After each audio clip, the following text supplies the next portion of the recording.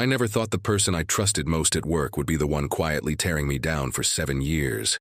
It started small: missed emails, last-minute changes to my projects, subtle shifts in meetings where my ideas suddenly sounded like someone else's. But I was young, eager, and desperate to learn. I told myself it was just growing pains, that maybe I was imagining things. I wasn't. The truth hit me like a punch to the gut the night I stumbled on those messages. My mentor, someone I looked up to, confided in, and believed had my back, was deliberately sabotaging my work. Not just that, but stealing my credit, presenting my ideas as their own, and climbing the ladder on my sweat and tears. I remember the night I found the messages. My hands wouldn't stop shaking. I sat there, frozen, scrolling through years of betrayal hidden behind polite smiles and encouraging words. I wanted to scream, to confront them, but fear held me back. What if no one believed me? What if I lost everything I'd worked so hard for? So I swallowed the pain, kept my head down, and tried to outwork the shadow that was stealing my light.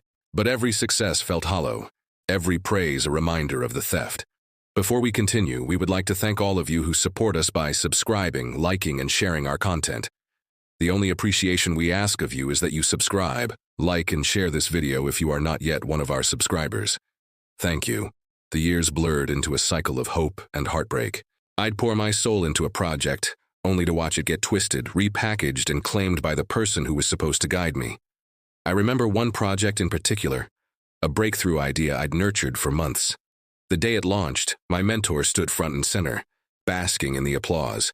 I was invisible. The sting was unbearable, but I forced a smile, told myself it was just part of the game. But inside, I was breaking.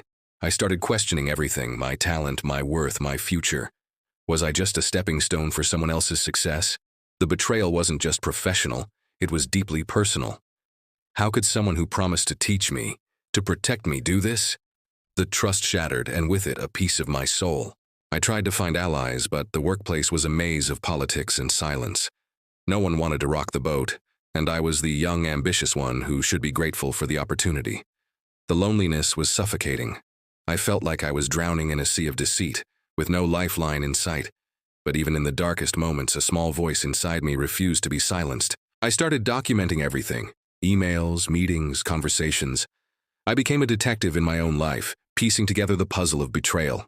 It was exhausting, painful, but necessary. I wasn't going to let this go quietly.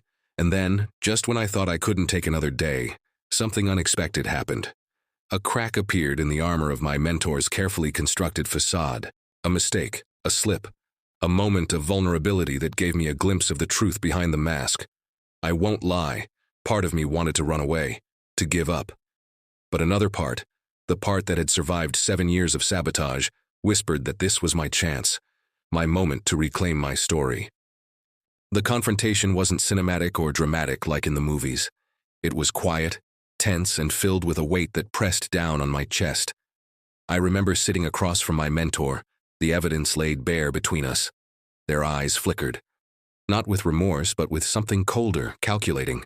"You don't understand the game," they said, voice low, almost mocking.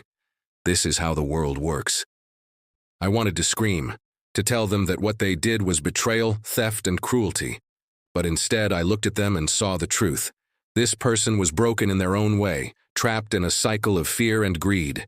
It didn't excuse what they did, but it helped me find a sliver of compassion. Before we continue, we would like to thank all of you who support us by subscribing, liking, and sharing our content. The only appreciation we ask of you is that you subscribe, like, and share this video if you are not yet one of our subscribers. Thank you. I walked away from that meeting with a strange mix of relief and sorrow. The fight wasn't over, but I had taken back my power. I started speaking up, sharing my story with trusted colleagues, and slowly, the truth began to surface. People who had been silent started to listen. Doors that had been closed began to open. The healing was neither quick nor easy. There were days when the betrayal felt like a fresh wound, and nights when doubt crept back in. But with every step forward, I reclaimed a piece of myself that had been lost in the shadows. Looking back now, I realized that the 7 years of sabotage were also 7 years of growth. I learned resilience, courage, and the importance of trusting my own voice. Sometimes the hardest goodbyes are the ones we whisper to the person we used to be. the one who stayed silent, who doubted, who was afraid. Today I stand not just as a survivor, but as someone who has reclaimed her story. The betrayal that almost broke me became the fire that forged me.